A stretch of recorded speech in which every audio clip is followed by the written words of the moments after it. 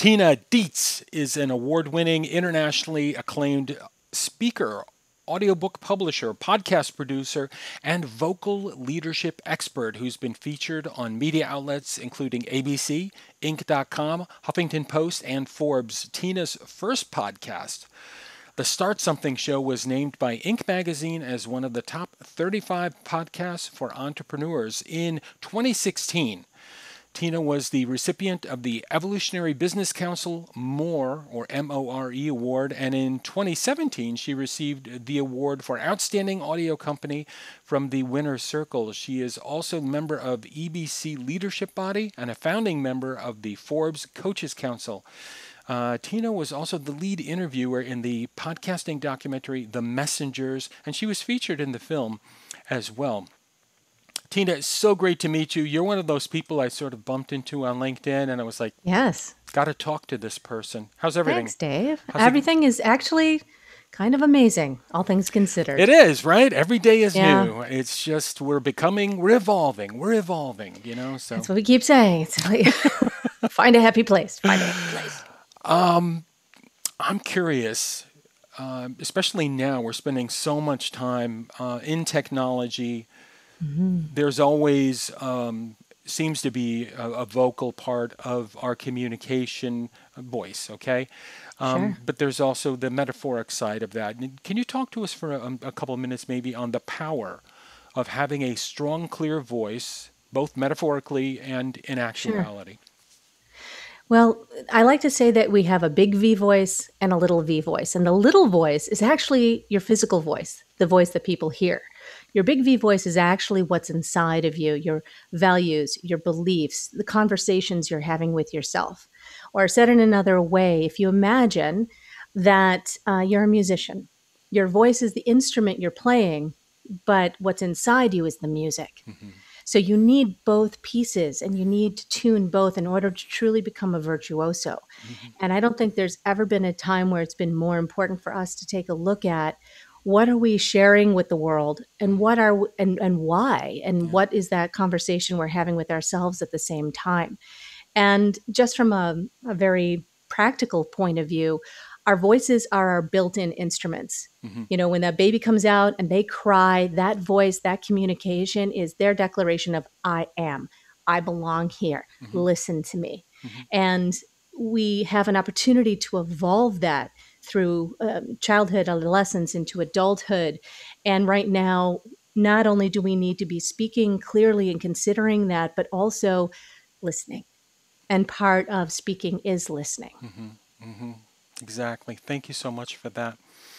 I know you spend an awful lot of time working with your clients and also on your own in this whole realm, this whole universe, and what seems to be the fourth or fifth lifetime of podcasting. It just seems to keep growing and growing. And no, Sure. No complaints. I'm a crazy fan for podcasting, and I've hosted hundreds of programs myself.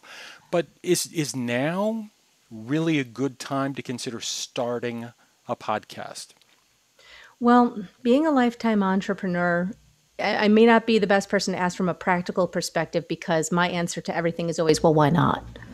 I'm always starting something. But from a business perspective, from the types of podcasts that we work with my company, Twin Flame Studios, we specialize in working with companies and with established businesses. And a lot of those businesses have had to pivot quickly away from the belly-to-belly live event, conferences, education courses that they were doing in person.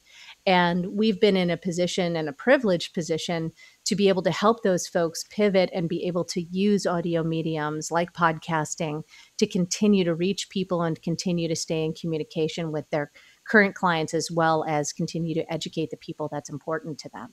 And so in that sense, yes, it's the perfect time to start a podcast.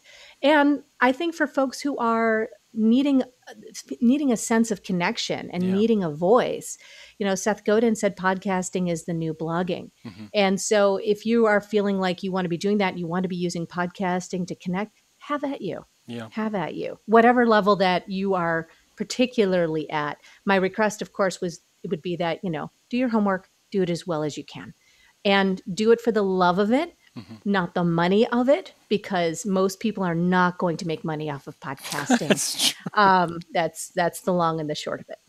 Excellent. Thanks so much. And I'm in total agreement with everything you said. And Mhm. finally, to wrap up here, Tina, I'll ask you the question I ask everybody, which is, what lessons have we learned, going through this sort of moment of high flux? What lessons have we learned that we must not forget? I think that the idea of learning how to be with uncertainty and creating a larger capacity to be with uncertainty, to be more okay, hopefully every day, with being able to be fluid and live in curiosity and live in fluidity, and always keeping in mind that we're not alone here and that we live in a very connected, tribal kind of society where we need to keep compassion at the forefront, keep listening at the forefront, Hmm. and also to advocate for ourselves and the people who may not have a voice. And if, I live in a privileged situation, what can I do to use my voice to help other people, to Hmm. lift people up and make sure that other people get their own voice, not as a mirror or as a reflection of mine, but their own unique expression of that. And I truly hope that that continues onward and onward and onward. And from a further perspective around technology, I do think that having this sense of connectedness, that we don't need to be questioning our ideas and beliefs about, well, how does something need to look? How does something need to be? We've all had to flex in ways we never imagined before. And I hope that flexibility of thinking continues Hmm. as innovation occurs. Tina, thank you so much for spending some time with me on this very busy day, I'm sure, for you. It was so great to meet you face to face. It was great talking with you, Dave. Thanks so much for asking me.